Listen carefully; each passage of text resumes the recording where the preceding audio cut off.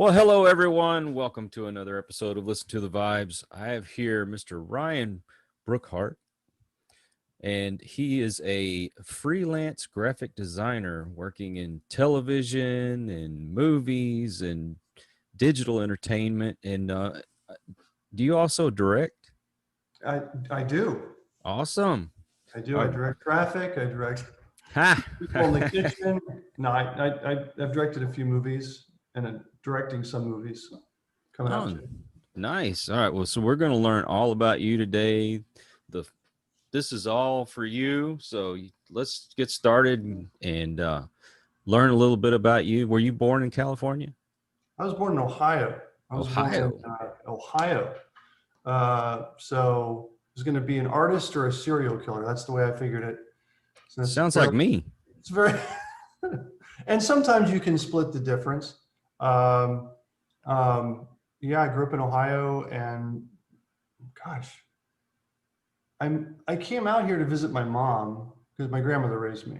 Mm-hmm. I came out to visit my mom the first time when I was like, I think I was like 15, and loved the place. So I kind of, I was going to school in Ohio. I was sort of living out here. So it was sort of, and it was a very weird life because I was in prep school in Ohio. I was a very straight-laced kid, and I would come out here and I would just run amok. So it was a strange life, but I wouldn't change it. Well, I don't blame you. I mean, any chance you get to run amok, go for it, right? That's right. Get a few aliases. Uh-oh.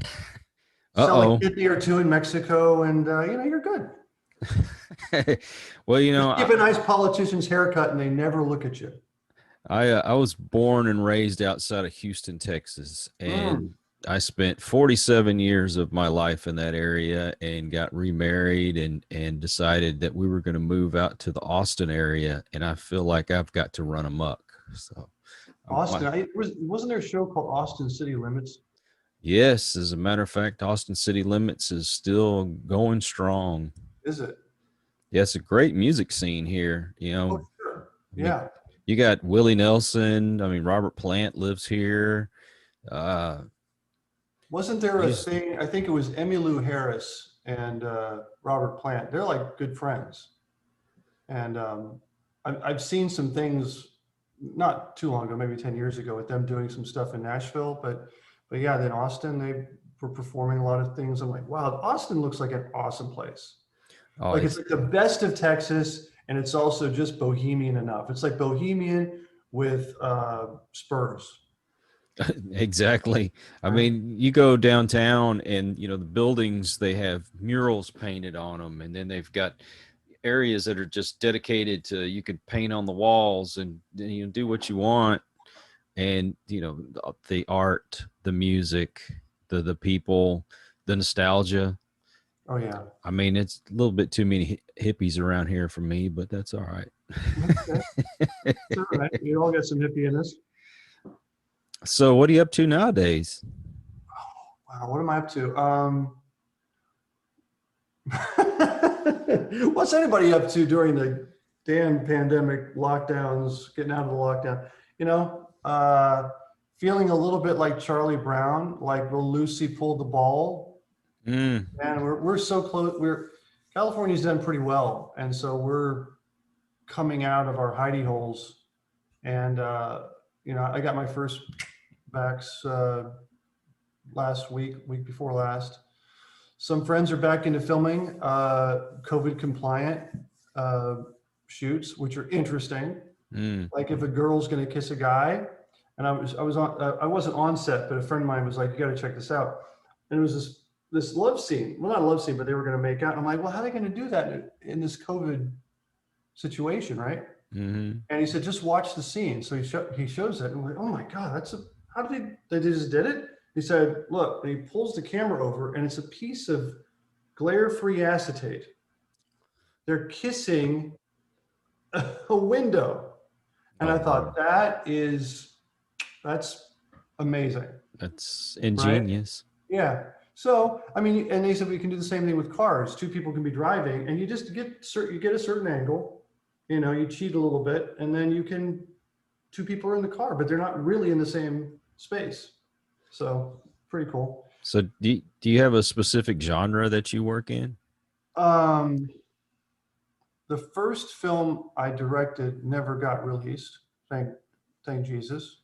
Uh, the second movie that I directed came out about 4 or 5 years ago, called Trace, and it's about electronic voice phenomenon, EVP.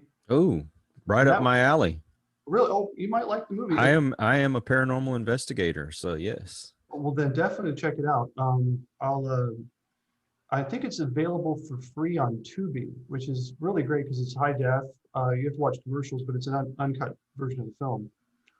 But yeah, I did Trace, and then we were in production on. Well, and I directed another film called Two Ways to Go West, which is a drama. That's also on Tubi and Amazon and places like that. But I was about to go into production on a film called The Hourglass for Full Moon Pictures. It's Charlie Band, Puppet Master, all that stuff, Oh, Reanimator. I'm the art director for that company. oh, cool. That's another day job of mine. But COVID came down, so we're probably going to shoot that in all places. Cleveland, Ohio. Back to Ohio. They're going to shoot it in Cleveland. Calling you back. Yeah, they bought a big house they're restoring for like many productions, and you know, because real estate, like life, is cheap in Beirut and Cleveland. So you have this the lilting refrains of automatic gunfire in the distance with the cicadas. It's beautiful. So we're gonna shoot that in Cleveland. See, I think that's what's great about where I'm from, Baytown. It's kind of cheap too. You've seen the Hellfighters with John Wayne, right? Oh yeah. Yeah, it was filmed in Pelly, which was right down the street from where I grew up. Really? And you know, Gary Busey's from Baytown. I've worked with Gary. Gary is the voice of the Ginger Dead Man in the Full Moon movies. That guy, man, my favorite though has to be the Buddy Holly story. That's my all-time favorite Gary Busey movie. Me too. I tell you, it's one of those movies, Kyle. I think you probably know this. It's like you mentioned that movie. Well, I mean, you mentioned that movie today. People just sort of like cock their heads because it's not really available anywhere. Right. But I remember being a little kid, and it was on this thing that predates cable television.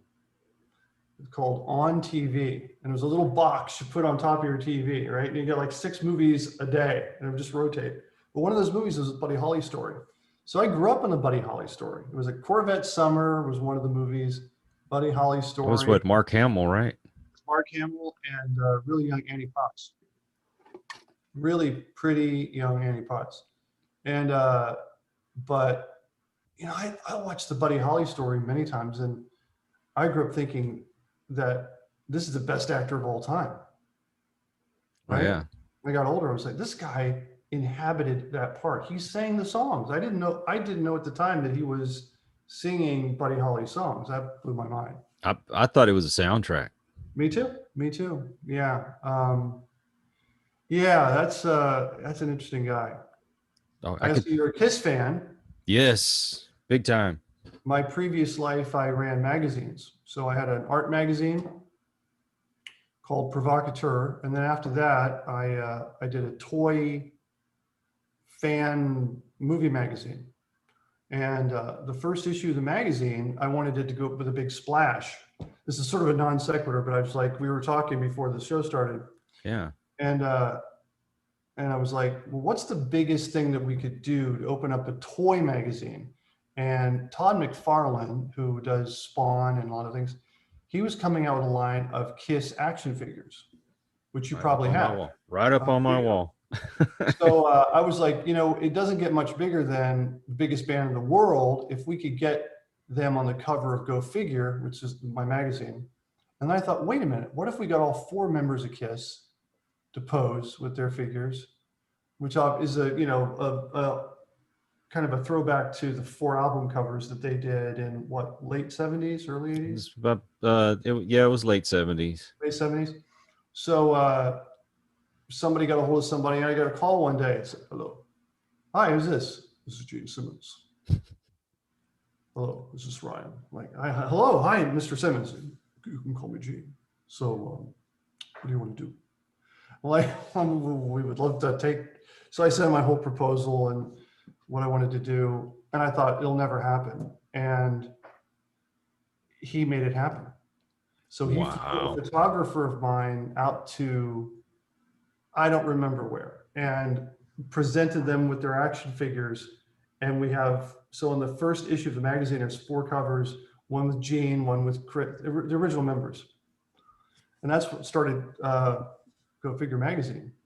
Wow. Yeah, he was such a neat guy, or is such a neat guy. He invited me to the Spawn premiere. He was like, "Are you going to the Spawn? Are you going to the Spawn premiere?" I'm like, "Oh, I don't know." And so he said, "Well, the limo will pick you up outside." So I sat with Gene Simmons and his little son at that time in the Chinese theater watching the Spawn movie. Oh man. And he was just so, out of the, without the camera, right? He's just this really smart, very quiet, thoughtful guy. Which of course, I think a lot of Kiss fans know this is true, but it's just interesting to be really close to it and go, "Wow, he really is just a really nice, charismatic dude." Yeah, I mean, most of the people that I meet, I mean, they're very low key, like you say, away from the camera, real easygoing folks. They just want to be treated like everybody else. Yeah. But I won't lie. When I met Gene Simmons, I was literally shaking, and I don't usually do that when I meet people. Was he in full regalia, or was he like? Yeah, I had the whole makeup on, the whole 9 yards, and I got to take a picture with all of them. And I'm like, I was 40 at the time, and I felt like a little kid. Yeah, you're 12 years old all of a sudden. Exactly. Right. Yeah, my thing is my mother didn't want me listening to Kiss. And so here I am. I'm probably about 6, 7 years old, and there was a little drive-in store right behind our house, and I would sneak over there with a quarter, and I would buy a pack of the bubblegum trading cards. Oh my gosh! Yeah. And I did that constantly until I got the whole set, and I hid it in my room. And my mother never goes and cleans my room. For some reason, this one day I was out, and she decided she was going to go in, she was going to clean my room, and lo and behold, she found the cards and threw them all away. Oh my God. Yeah. Oh. That's a terrible story. And yet that's stuff that spawns the world we live in, right? Right. Kind of like it really does. Now, 30 years later, I spent what, 60, 70 bucks getting the set again, which probably cost me $5 back in the day. Sure. But hey, you're a fan, you'll pay whatever. Absolutely. And it's that old 25-cent statement, acquisition of reality. The idea that we just want to be close to the things we're attracted to in some form or fashion. There's a lot of that. I mean, I love a lot of the stuff I've got. For me, I feel like I'm a custodian of it. I mean, if we're all, collapse tomorrow in some earthquake, whatever, I wouldn't be that upset. I'd be like, "Oh, that's too bad. I'd like to keep it." Because I mean, it's not going to make me live longer, but I enjoy it. There's a direct link to me visually. I'm a very visual guy. So for me, it just informs something that's inside me. It's not the thing that's outside, feeding me, but it's just sort of like, oh, this stuff links to my head, my psyche, my creative impulse.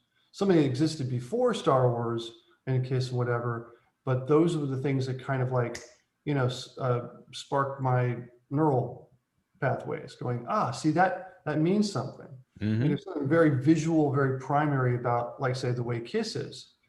You see those faces, and it's not something that's difficult to decipher. It's very primary. And you're like, especially for boys, I like that. I don't know why. You know, I like those dragon shoes. And I like that black and white, you know, Rorschach thing in the guy's Yeah. face. And it's like you go for that. And, you know, so many things, especially in like the 70s, for kids in the 70s, which you and I are kind of part of, is that we didn't have the internet. You know, we had these events, and then augmenting them would be like a magazine. Oh, And then you'd hear rumors and chatter from, did you hear this? Did you hear that?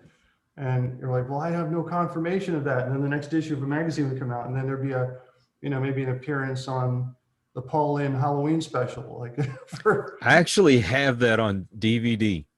you know, they remastered the special on Amazon. Wow. They're like, wow, they remastered that. That's okay. Cool. I actually found the Phantom of the Park on DVD, and believe it or not, I can plug two things. I can plug two things. mm-hmm. Since you're talking about that. Wow, I'm such a whore. I can plug two things. So one of the things is there's a really great article about the Phantom of the Park in the latest issue of Delirium magazine, which I did the cover for. Nice. And there's a really, really definitive article. So this issue is just hitting newsstands. There you go. Oh, and I just got the mock-up box of the stash box for Full Moon I designed, which pops open and includes all the Evil Bong movies, plus lots of space for pot paraphernalia and all sorts of illustrations I did for the movies.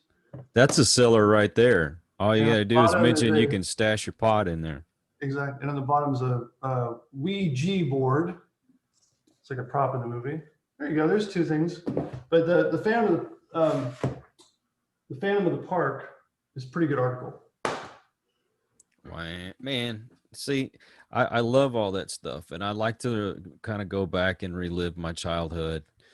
But you know, yesterday I do kind of a, I guess you say, a daily devotional type video, and I know in the fandom, a lot of the fans are not real happy with the way our pop culture, from what we remember, has been changed. Star Wars, Star Trek, you know, DC Comics, Marvel Comics, all these things. And, you know, I'd be the first one to tell you, yeah, I griped and complained about it. But then I thought about things have got to change, even if we don't like it. Right. You know, I mentioned the fact that our grandparents, they listened to a certain type of music when they were young. And then they had our parents grew up, they listened to a different type of music, and I'm sure they griped and complained about it. Sure. And of course, we were born and we grew up liking what we liked, and I'm sure our parents griped about what we listened to. And you know, if you're like me, I've got kids and I gripe about what they listen to. But I think we have to learn to let go at one point. I mean, we still can enjoy, like I say, collecting and you know, watching the old movies and catching some of the old TV shows every once in a while, and there's nothing wrong with that. But when it comes to the pop culture, we kind of have to pass it on to the next generation, and we have to find something else to like. I hate it, but it's part of life. Well, I mean, I so much of what you say there is so true. I think that the thing that I've discovered, so this doesn't sound like a rambling answer. I think the thing I've discovered is that, you know, every generation has to assert their place in the world. And pop culture is, you know, you know, some people kind of use pop culture as a sort of a pejorative term, but pop culture just means popular culture. It means the popular thoughts of the day. And so it's a reflection, for better and for worse, about the values that dominant culture has, like it or not. You know, that's just the way it is. And, you know, with enough distance, you begin to see what it means and where it comes from and why they like this as opposed to that. But, you know, I'm like you. I feel like it would be, you can almost see a certain pandering with some of the stuff that we grew up with, and like, oh, they're changing it because this generation is different than our generation. And that can feel very insincere. And to some degree, probably is a little bit insincere, but it also speaks to a part of that generation that really wants that. And it could be inclusivity. It could be, you know, maybe less patriarchal themes. You know, it's really, one of my great heroes is Arnold Schwarzenegger. He's a big, muscular, testosterone guy.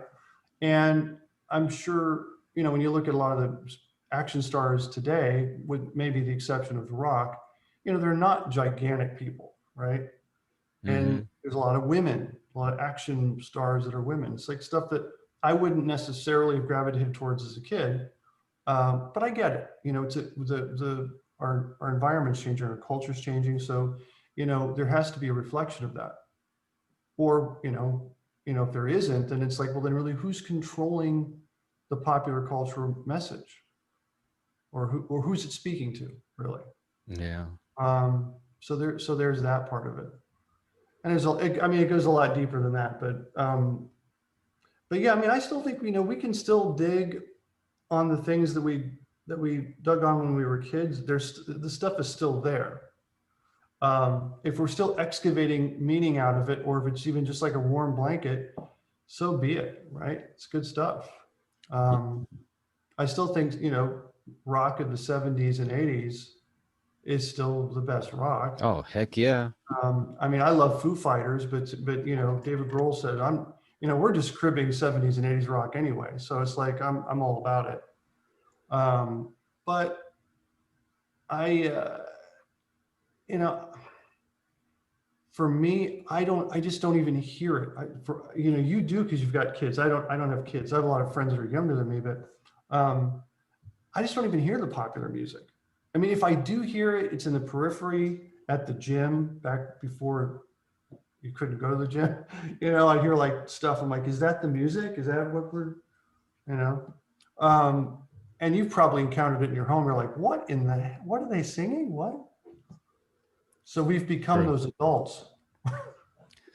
Yeah. Well, you know, you're getting old when you walk through the grocery store and they're playing what was popular in high school. As music. Exactly. Right.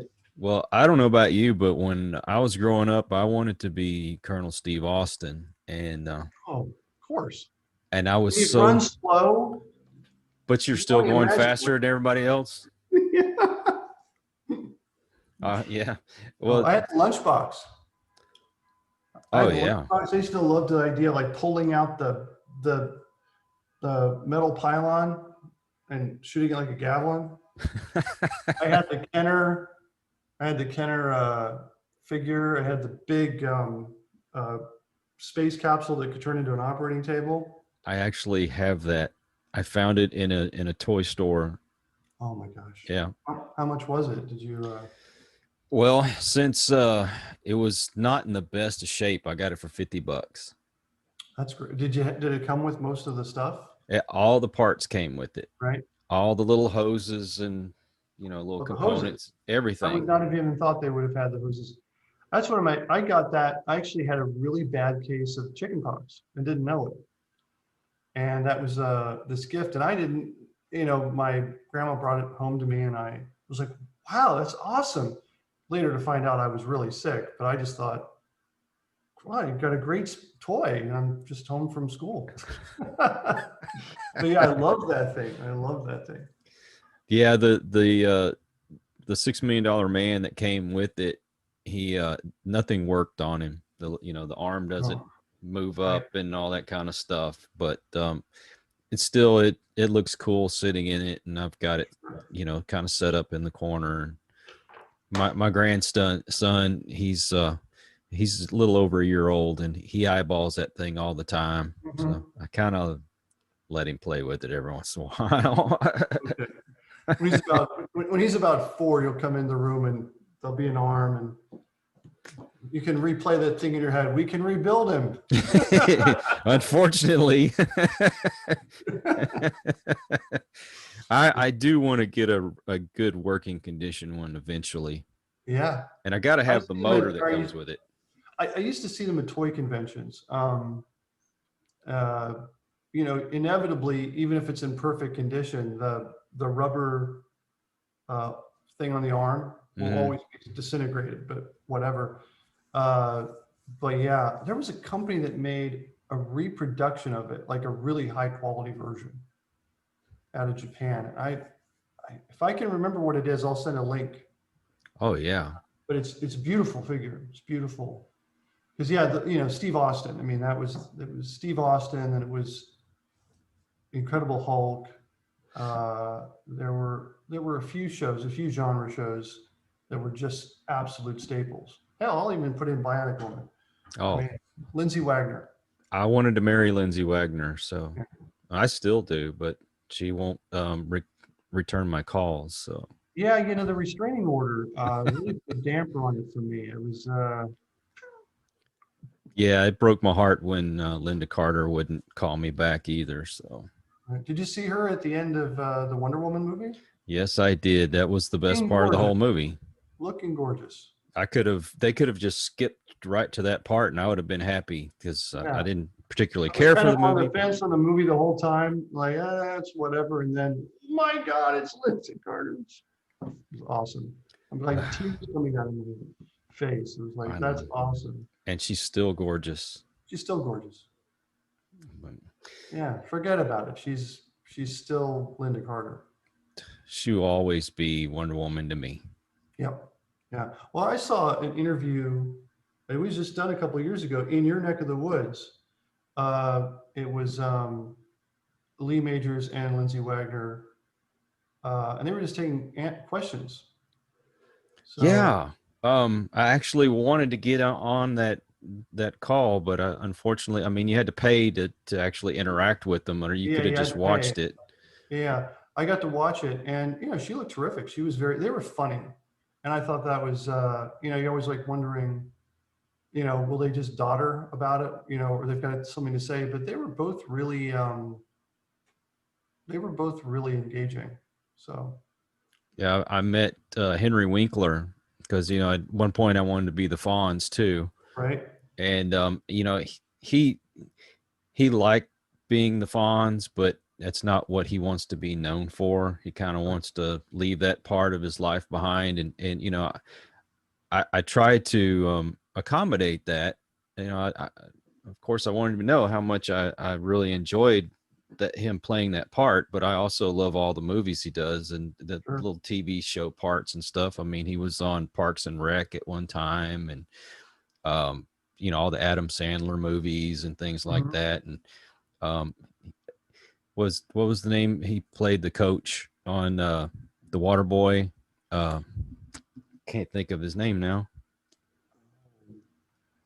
Well, I can't either. Drawing a irregardless, blank. I found a jersey with his name, the coach's name on the back of it, and he Okay. actually signed it for me, and I gave that to my wife for Mhm. Christmas because that's kind of our family movie, and we Right, always walking around quoting stupid things from the movie. right. But anyway, so we've talked about all this stuff. We still need to get more in about you. Sure. You mentioned that you wanted to be an artist when you were a kid, and or a serial killer, and I sucked at both. So Right. I wanted to be an artist. I wanted to do album covers, the whole 9 yards, and unfortunately, that's not the path that was chosen for me. Mhm. And for those out there that are wanting to get into the business, how exactly were you able to get in? It's a great question. Well, the the the the really, I guess, the kind of like linear answer to the question is I was always artistically inclined, which almost sounds like a euphemism, but it probably is. And so I was always drawing. And you know, when you're very young, you don't and you don't have a lot of like, you know, people criticizing or just encouraging you. We all have, I think all kids have a creative bent. It's just how we, because we don't have the language, right? So we're Mm. just going to be creative. We're going to be creative with our play. We're going to be creative with what we, how we imagine things. So it's just a creative thing. If we nurture that in kids at an early age, it will, you know, blossom in sometimes unexpected places. So as a kid, my grandmother was a music teacher. She raised me. I was very creative. I had kind of a rough childhood, and that's how my grandmother came to raise me. So the creative expression was a way for me to just, you know, allow myself to work through things. And drawing was a natural outlet for me. So was writing. So I was writing a lot. And she would encourage me to keep writing and, you know, tell stories. So I would write and write and write. And eventually I was writing so much that I wrote scripts without even knowing they were scripts. And I started making recordings on audio tape using soundtracks. And I would change the pitch of my voice. So I would like have 4 different people. They're all me, Mm-hmm. uh, you know, talking, and I could have crosstalk, and it was just strange stuff I did as a kid. All that stuff led into eventually me, well, I've got to make a decision. What am I? Am I going to be an actor? Am I going to draw? What am I going to do? And in school, they kind of, I was pretty good. So they gave me opportunities to draw the school plays cover, for instance. And then eventually in high school, I was directing the plays. Because, Wow. yeah, because I really, they saw, well, you seem to have a real aptitude towards this. You want to do it, and those things feel like, okay, so how does that siphon itself into um, graphic design? And that was because when I ended up getting my first gig as a writer slash editor in chief for this magazine called Provocateur magazine, I was in my early 20s. I was way too young to be running a magazine, but I was fascinated by the way the magazine was laid out as well. It was a very graphically intensive magazine. But I got to see it being laid out in Photoshop and in a program called Quark, which doesn't exist anymore. And I was just amazed at the latitude that people had creatively in this program. This is early, hella early Photoshop, right? Um, and I thought, I need to learn this program. But I didn't want to go back to school to learn it. I'm like, I want to learn it now. It wasn't about that I didn't want to go back to school. It's just I wanted the immediacy of it. To me, it was like a tool that was being kept from me. So luckily, I have a buddy, a guy named Brad Parker, who is an amazingly talented graphic designer in his own right. And he's, by the way, he designed the Creeper for Jeepers Creepers. This is a guy who's very talented, freehand drawer, whatever. And I would go over to Brad's studio in Venice Beach, and I'd say, can I just sit and watch you draw and work in Photoshop and take notes? And he was like, okay. And so I literally had a legal pad, and I would write down, turned on the computer, press this button to file. I mean, it would copious, ridiculous notes. He said, you don't need to write all this down. And I said, believe me, I do. I want this to be idiot proof. So I took all these notes, and eventually I bought myself my first Mac. Yeah, it was a Mac. And, you know, spent all my money and started learning Photoshop through trial and error. And when my second magazine started, this thing called Go Figure, I thought, well, this is my opportunity to take my new skills, such as they were, and start doing composites or whatever. And I got, you know, I don't want to say I got really good, because I feel like, I mean, that's for other people to judge, but I got to the point where people were wanting to hire me outside of the magazine to do stuff. And that's when Full Moon came along and said, we want a new art director. Would you like the job? And I desperately needed a job because the other magazine was folding. So I tried to play it cool and said, oh, I'd be interested, right? And through Full Moon, I suddenly, they were the king of the video aisle. So my work was everywhere, for good and for bad. People that liked it, they said they would send in great things. People that didn't like it. So I was getting a real exposure and education on the job. And that led me to do this freelance. So it's this, I have had, Kyle, probably the strangest job in this respect. I have been an official art director for a company called Global Digital, releasing Terror films. They actually released Trace from its inception. So I'm doing that even now. And I've been the Full Moon art director for over 20 years, way over 20 years at this point.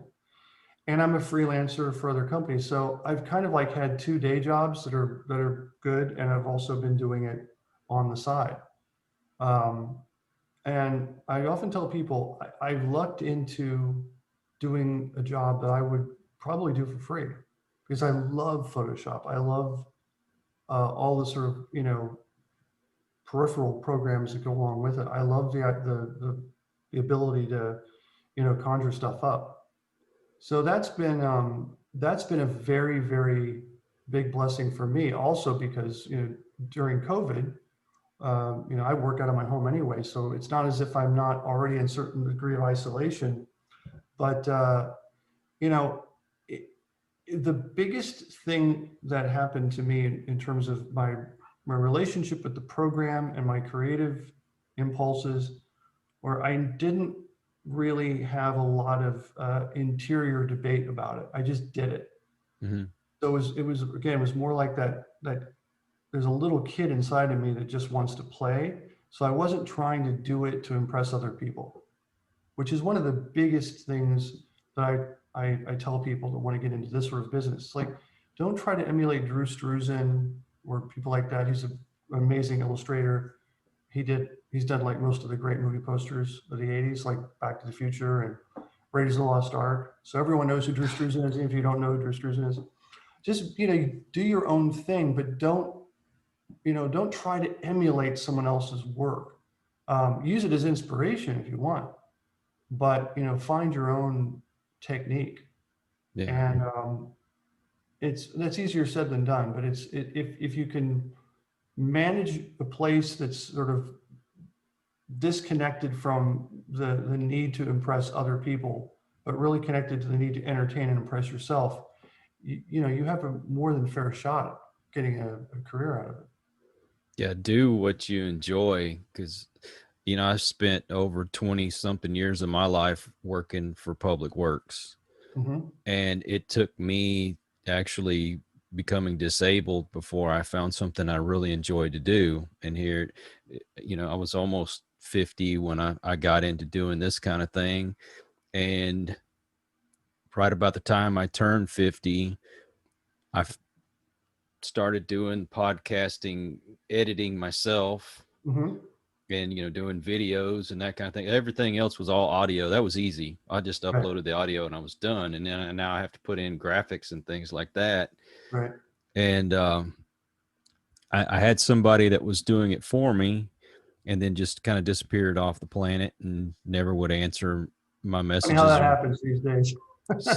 So I was like, you know what? I'm gonna learn to do this myself. I found a program, got on YouTube, and I would watch a little bit of it and then pause it, and then I'd go and I'd do it, and then kept doing that over and over and over again. And it took me a little while. I'm not gonna lie, it was a few months before I started actually getting the gist of it. And then I'd just pick up new things every once in a while, learn little new tricks and things. And now I found my passion. I Yeah. want to do that. I want to learn to do more. In fact, I want to be able to get into whether it's TV shows or movies or any kind of digital art form Yeah. and do this. Yeah. So I guess I'm going to move to California. You can teach me all the good stuff and get me in the business. Hey man, I say it's more the merrier, and we live now in a really interesting I want to say, lower D really democratized time in the entertainment business. It's sort of blown wide open, and it's because there is such a need for content. Yeah. We look, you turn on you know, the TV and you're like, oh my God, there's too much content. There's not enough. Every channel, every content provider that we deal with, and I deal with a lot of them, they all keep using this term crisis of content. There's not enough. And so, people have no idea that if they're creatively driven, what a great opportunity is it right now for them to make original content. And it's, the idea of like TV is kind of like exploded. It doesn't really mean anything anymore. It's like long form storytelling. I'll tell you something that really opened my eyes up in a way that I tell you, it was like a light coming down. I've written a lot of scripts in my life, and I love all that stuff. But there was I watched the first season of True Detective. Mm-hmm. To me, it's like some of the best TV ever made. I don't know if you've seen it, but Woody Harrelson, Matthew McConaughey. Oh yeah. We did watch that. Yeah, and I think it's 8 episodes. Essentially an 8-hour movie, right? Right. And I'm going, oh, I get it.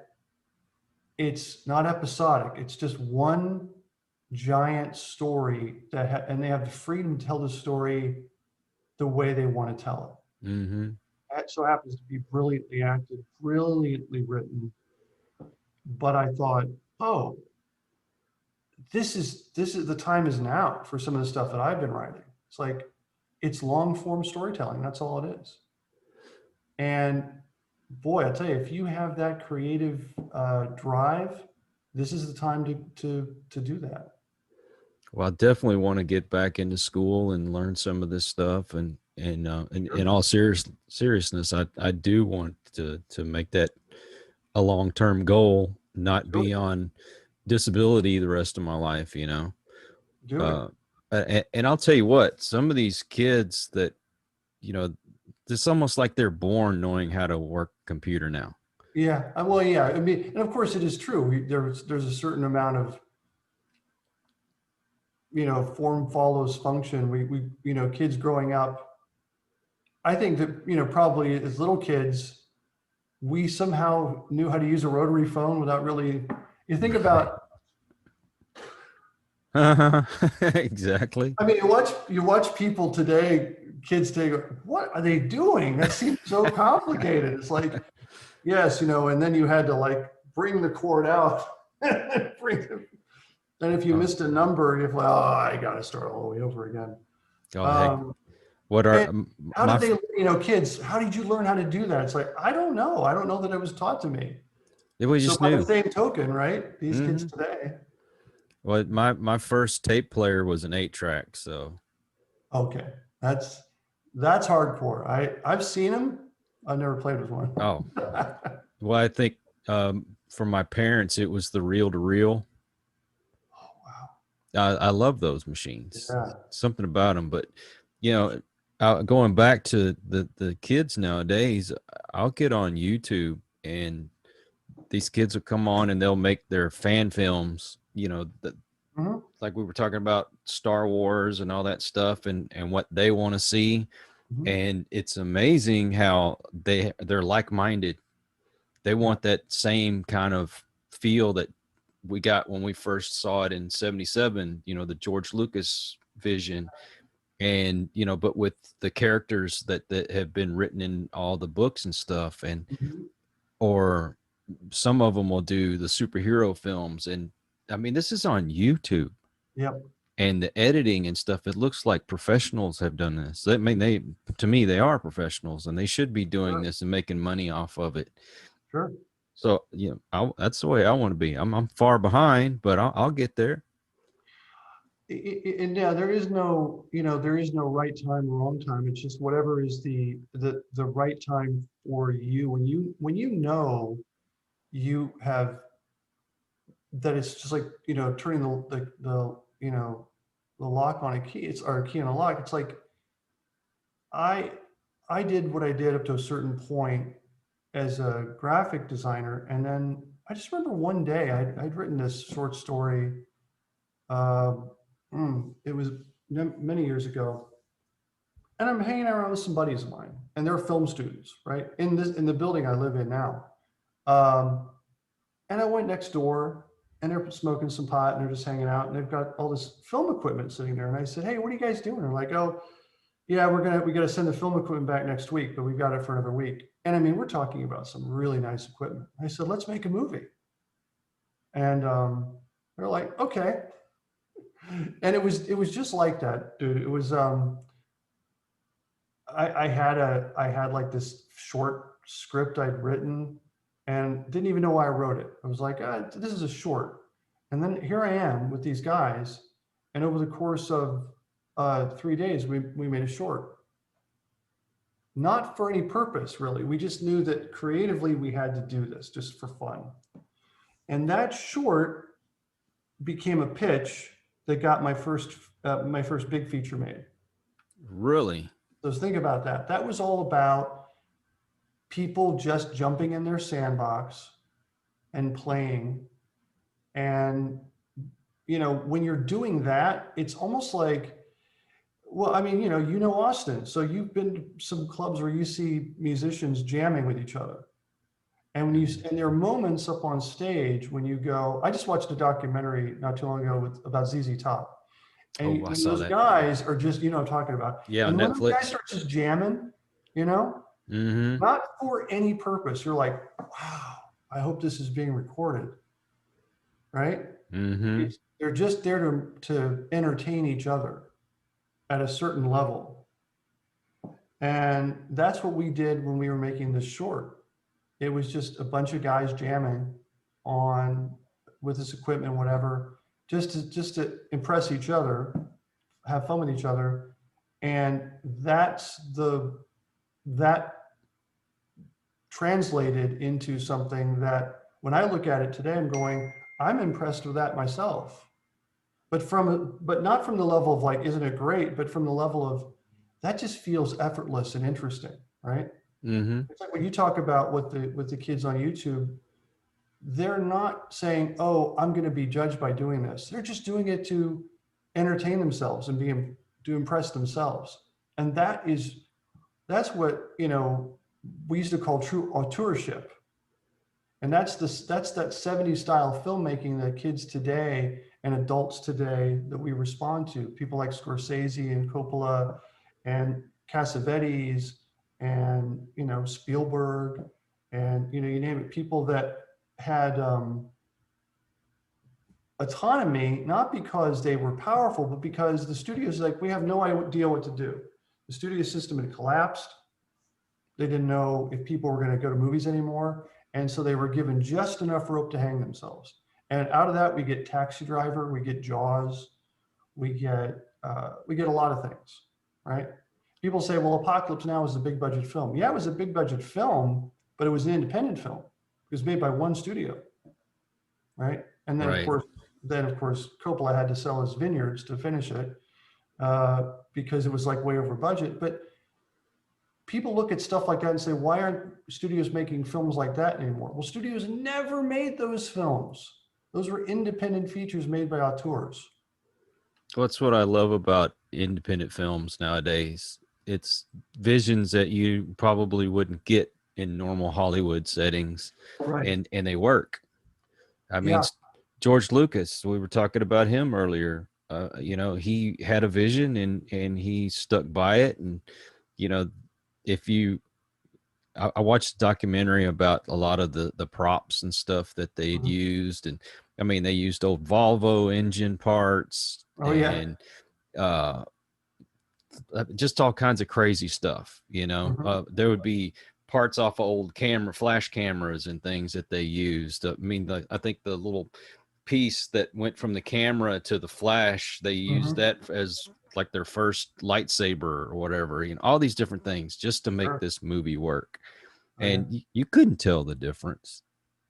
No, I mean, if you looked at any individual piece, you might say, oh, wow, that really looks like something off of a 67 Buick, right? But it's not one piece. It's the combination of things that make it just look real and lived in. You know, all that stuff was always amazing. What the stuff that Phil Tippett did, which is one of the guys in the documentary you're talking about, and you know, the sound effects.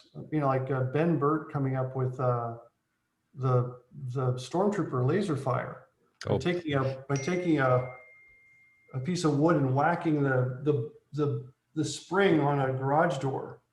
or When the I saw that, extension wires on the telephone pole and things when like I that. saw that as a kid, there was a short documentary about that when I was very young, and Mm-hmm. you better believe my eyes went wide. I ran out to the garage, and I'm whacking the thing. And my grandma's like, "What?" I'm like, "Grandma, it's the laser fire." And she's like, "My God, you're right." It was like this eureka moment. It's like it's right there. It was astounding. Did you watch the movie Dolomite?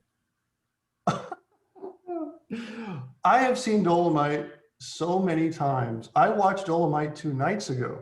Did you really? Well, I'm a huge fan of Rudy Ray Moore. So I was like this weird white kid. In fact, you know, when I was really young, I used to love Dolomite. And then Michael J. White plays Spawn in the Spawn movie.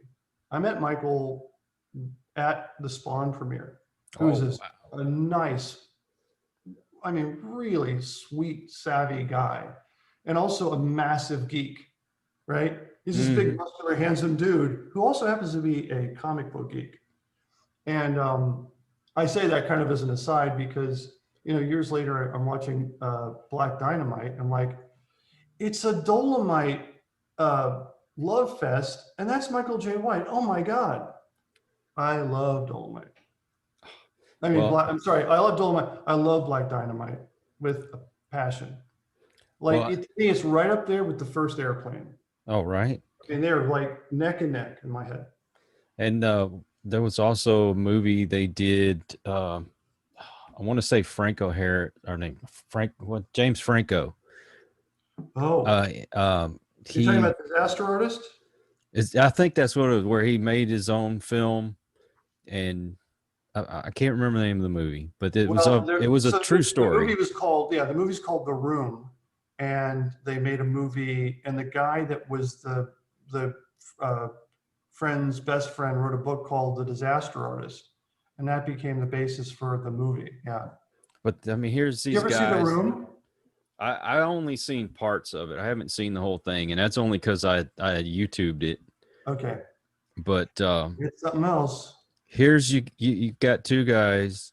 They had a vision, and okay, maybe they weren't blockbuster films, but it Right. was their vision, and to them that was a success, and that's all that mattered.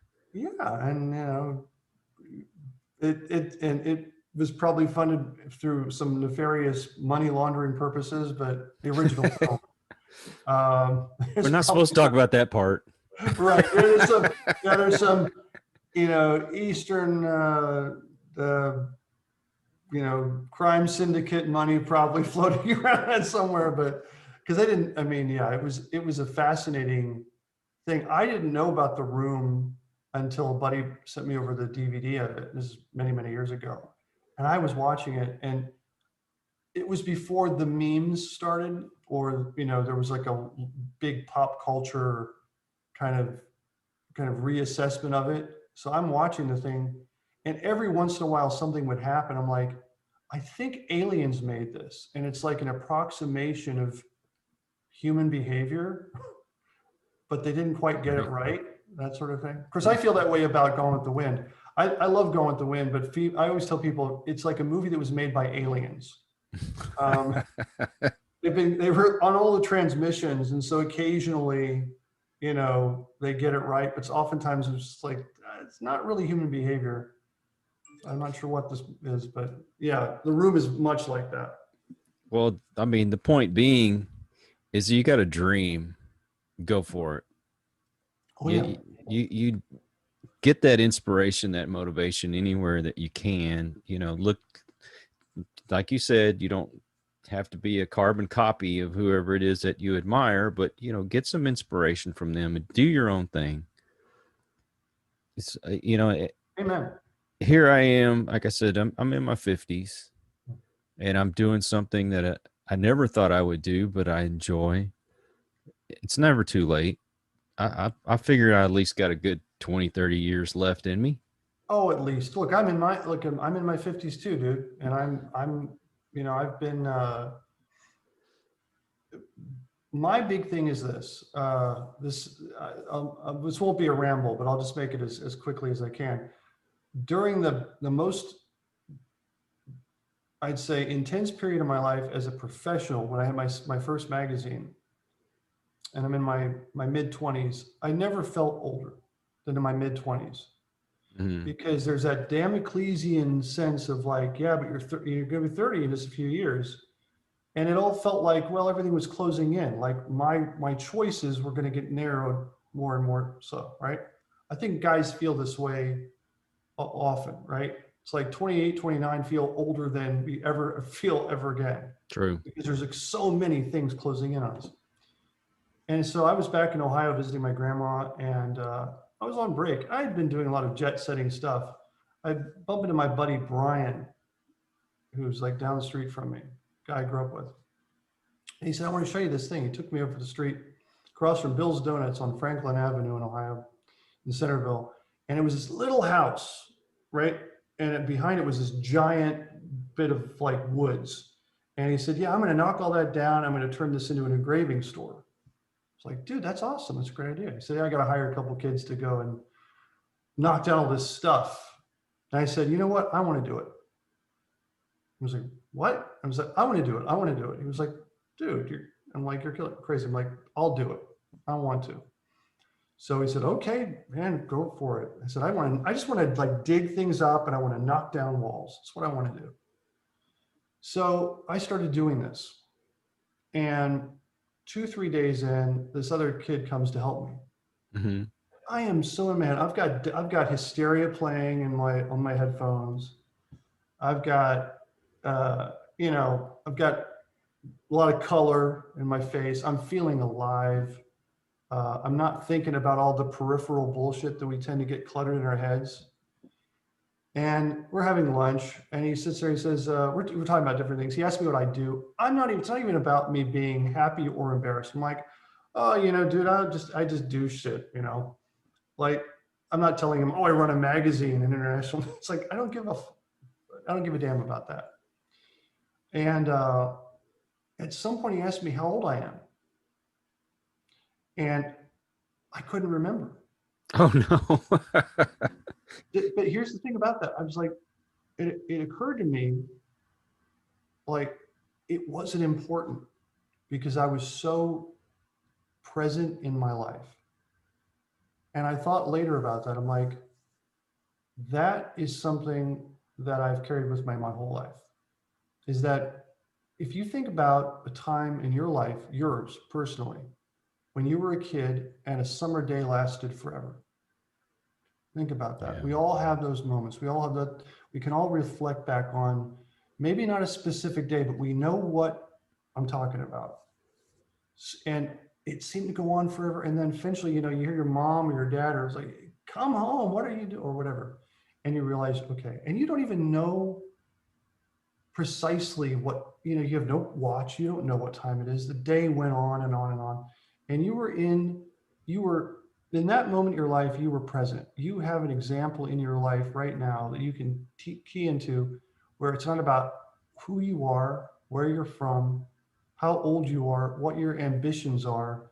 You are present in the moment, which is something we can tap into every single day.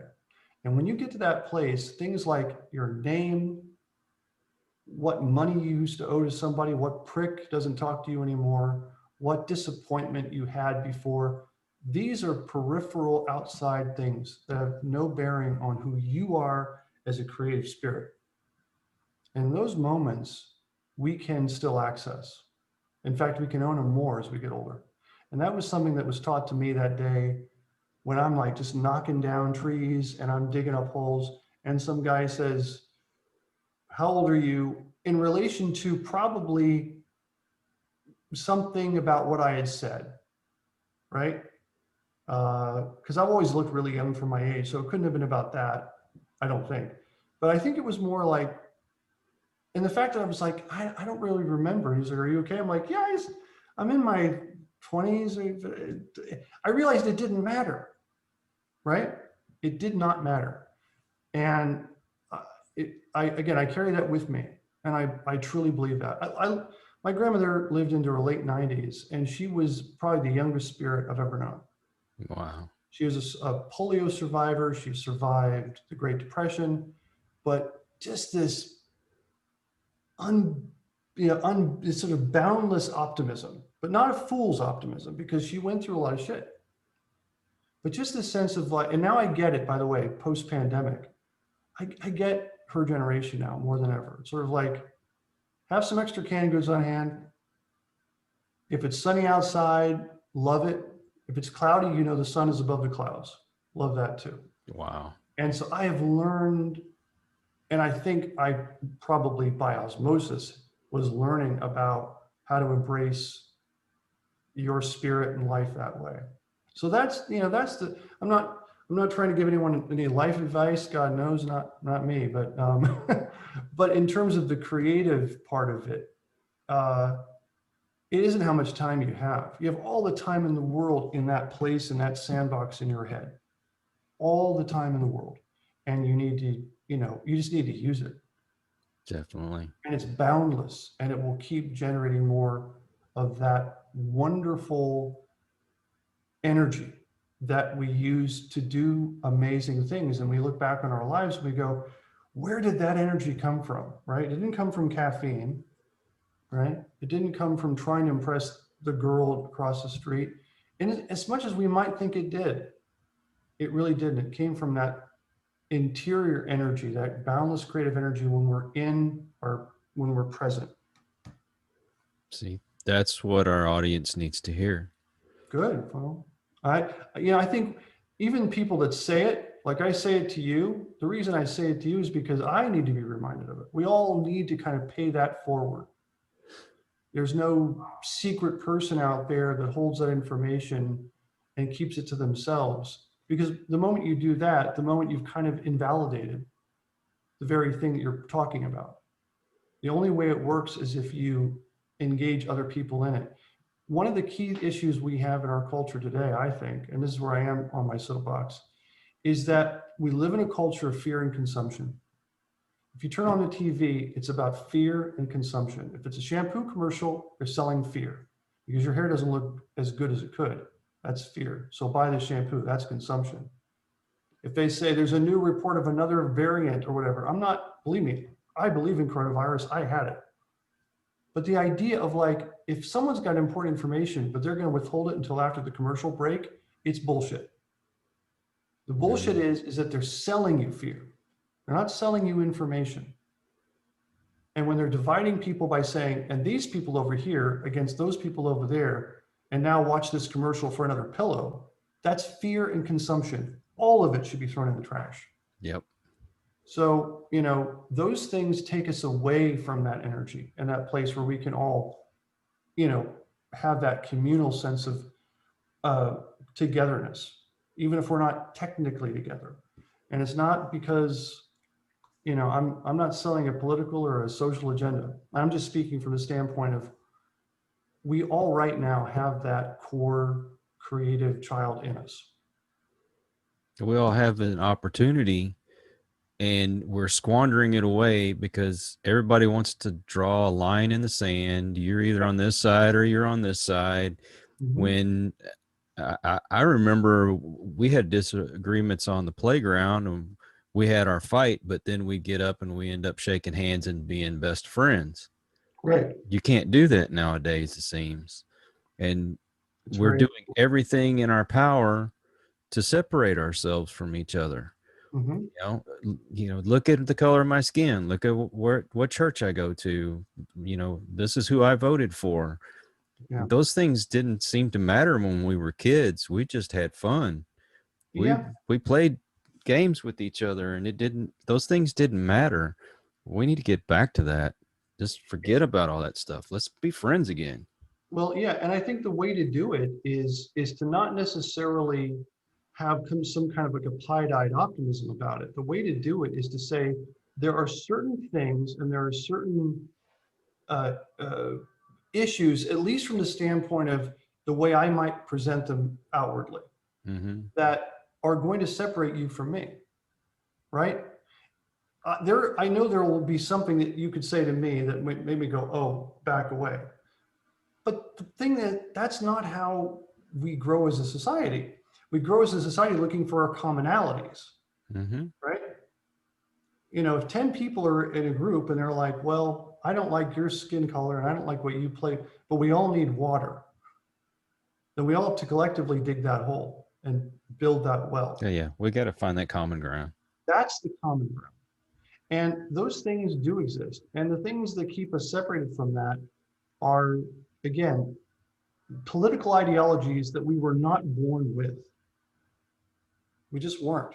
And if we start, you know, crossing other lines and saying, yes, but I'm just not going to drink your water. Well, I'm not going to eat your food.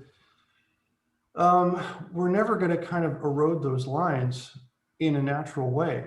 You know, we might say, well, you know, there'll be this battle of attrition, or, you know, we'll agree to disagree on these things or those things. And it just creates this very fractured culture that's full of suspicion and no one really being satisfied that their voice is being heard.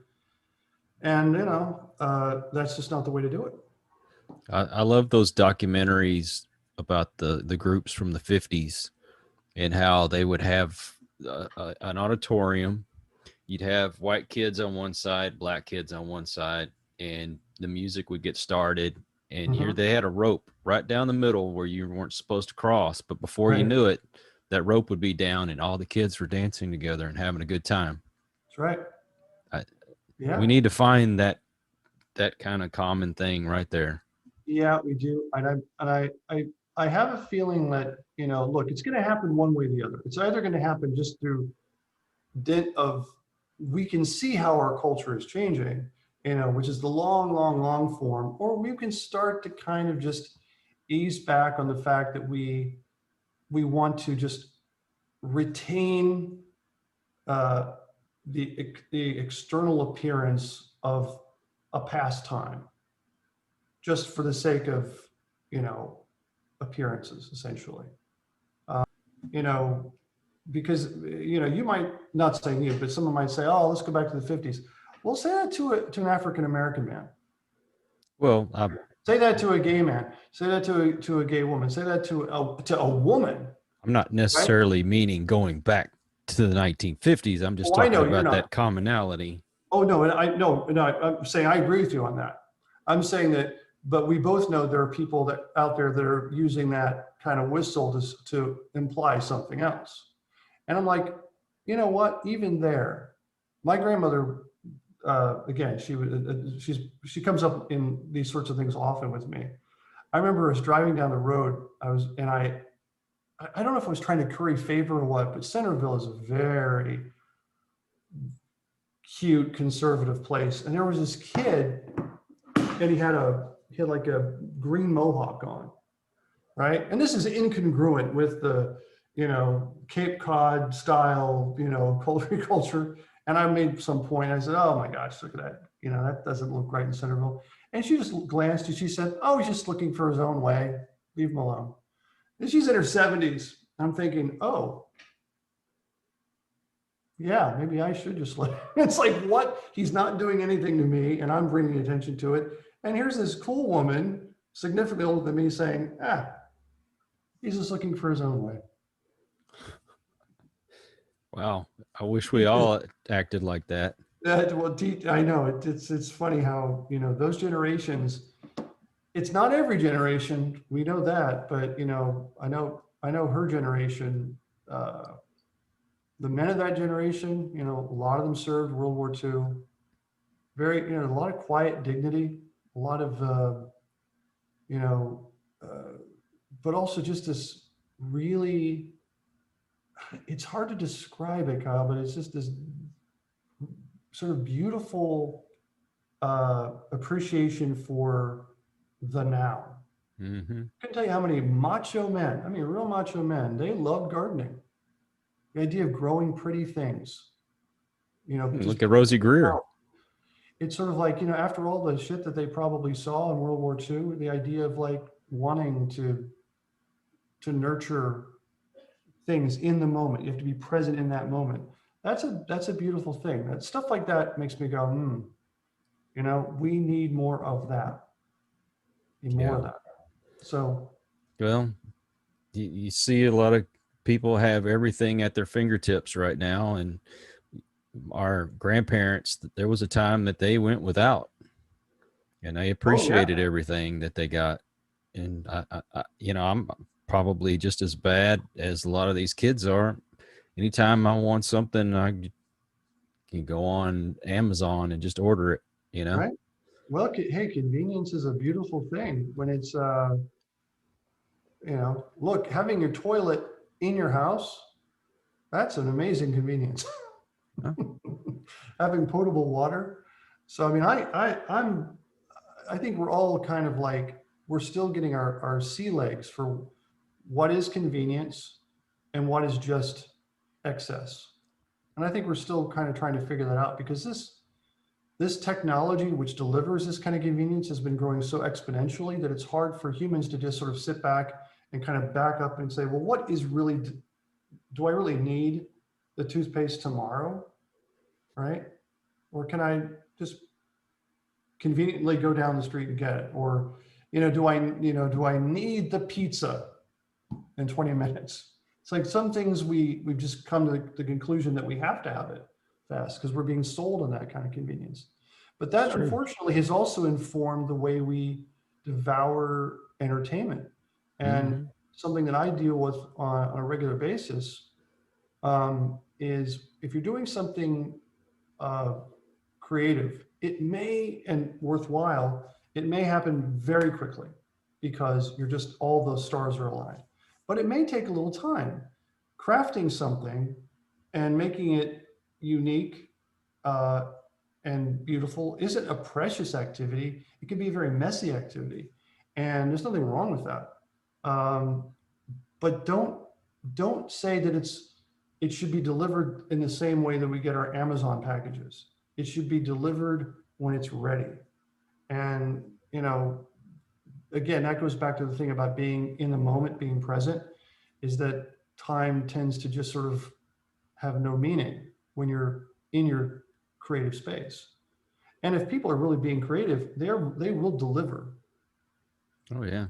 You know, some of my best parts of the day are when I'm editing videos and I just totally lose track. And before I know it, it's time to go hang out with the family again. That time that's your sandbox. That's your sandbox as a kid. Celebrate that, man. That's a beautiful thing. There are a lot of people that go, wow, I want that in my life. You can have it. All you got to do is pursue it. Exactly, man. So we want to thank you, Mr. Brookhart, for being on our show and bringing your wisdom and your inspirational story. And I hope it motivates somebody out there to pursue your dream. So thank you again, sir. Thank you. It was my honor. And we will talk to you again soon. Thank y'all for joining in with us as well. And we'll catch you on the next one. Well, I hope you enjoyed this video. Please like, comment, share, and subscribe, because it's only through your support that we're able to continue doing the things that we do. And until the next one, have a great day.